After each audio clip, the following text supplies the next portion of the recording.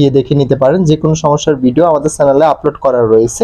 তো টিকটকে যার এই ধরনের সমস্যা অ্যাকাউন্টটা লগ ইন করতে পারতেছেন না, তোরা আমাদের টিকটকটা ইনস্টল করে নিব। ইনস্টল করে এখান থেকে সাইন আপে চলে আসবো। সাইন আপে চলে আসার পরবর্তীতে আমাদের অ্যাকাউন্টটা আমরা লগ ইন করে নিব। যেভাবে আমরা নাম্বার এবং কি পাসওয়ার্ডের মাধ্যমে অ্যাকাউন্টটা লগ ইন করে থাকি, জাস্ট আমি এখান থেকে তার নাম্বারের মাধ্যমে অ্যাকাউন্টটা লগ ইন করে নিতেছি।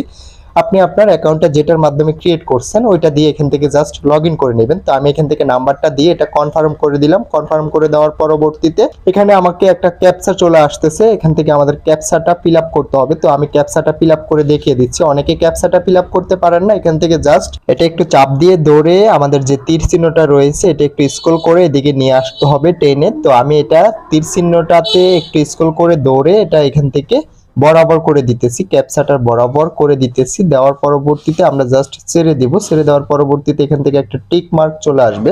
তো টিক মার্কটা আসার পরবর্তীতে এখান থেকে আমাদেরকে বলতেছে যে নতুন করে একটা পাসওয়ার্ড দেওয়ার জন্য কিংবা একটা পাসওয়ার্ড অ্যাড করার জন্য। যেহেতু আমরা পাসওয়ার্ডটা রিসেট করার ট্রাই করছি, সেক্ষেত্রে আমাদেরকে বলবে এখান থেকে নতুন করে পাসওয়ার্ড দেওয়ার জন্য। তো আমরা যে কোনো একটা পাসওয়ার্ড এখান থেকে দিয়ে দিব। তো আমি এখান থেকে যে কোনো একটা পাসওয়ার্ড দিয়ে দিতেছি।